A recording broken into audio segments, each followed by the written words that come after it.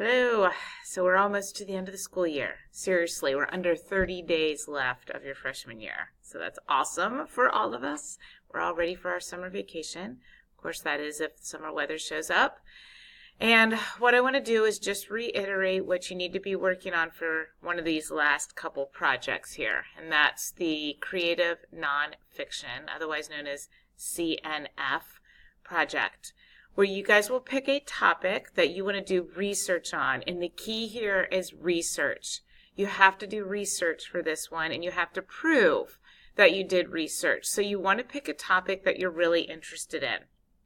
And I'm going to have a document that I will put on Schoology with a list of suggested topics.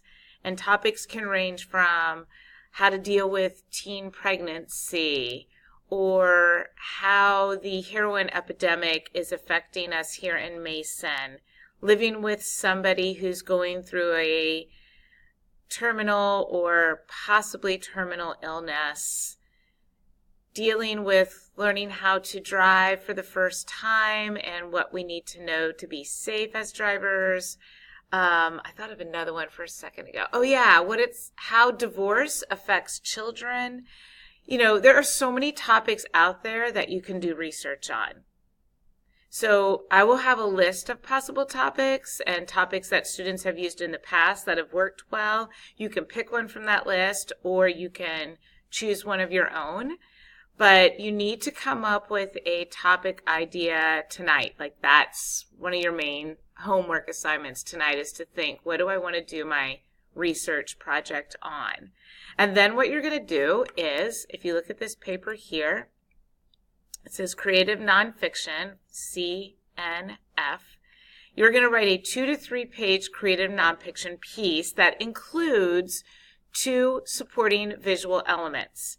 And I will have a handout on Schoology, a separate one, that explains the different types of visual elements you can have, from using photography to drawing your own cartoons, to drawing your own pictures, to creating infographics. There's different types of visuals that you can use, bar graphs, table graphs, things like that. There's all kinds of things you can use, so I'm going to put that on Schoology to help you see your ideas of what you can use for visual elements. And then you'll also need an MLA works-cited paper, and that paper will tell me what sources you went to. Keep this in mind. When doing research, yes, of course, you can use the internet if you find credible sources on the internet to use. But you can also use credible people. You can use magazine articles, newspaper articles, pamphlets. You could watch a documentary on your topic. There's other ways to get your information besides just the internet. And you can mix it up, or you can use 2 of the same types. You might have read a book on your topic. So please keep that in mind. Your personal anecdote, like for instance, if you're going through something that has to do with your topic, that's great to include in your paper, but you still need to go to 2 other sources, at least 2 other sources. You can use more than 2, but at least 2 other sources for your information. Never say to me, I got all my information from one source, because that shows weak research, and every source is biased.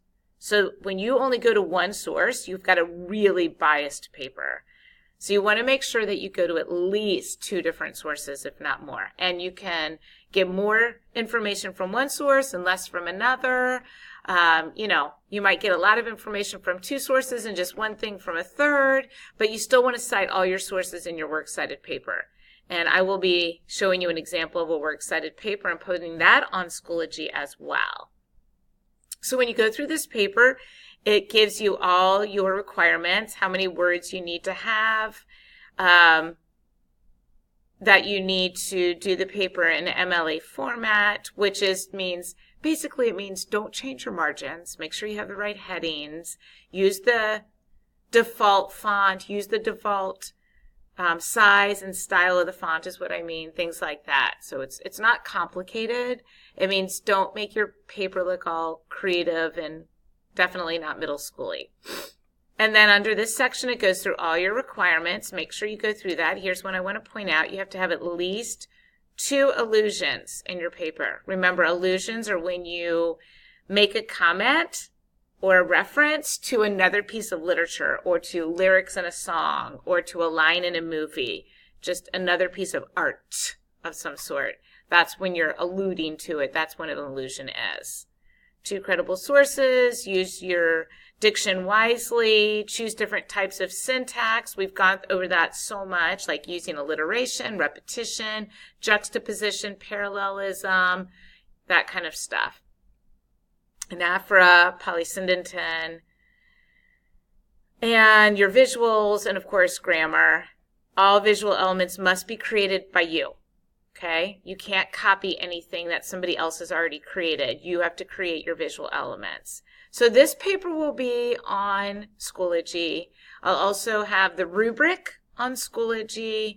I'll also have an informational sheet about visuals for this assignment on Schoology. And lastly, I'll put a works cited paper example for you and instructions on Schoology. There are lots of sites you can go to that will create your works cited paper for you, like easybib.com, things like that, where you just put in the information and then hit download and it prints out a MLA works cited paper for you. So use those sites, unless you want to freehand it, which is totally fine. And lastly, this will all be due by April the 30th.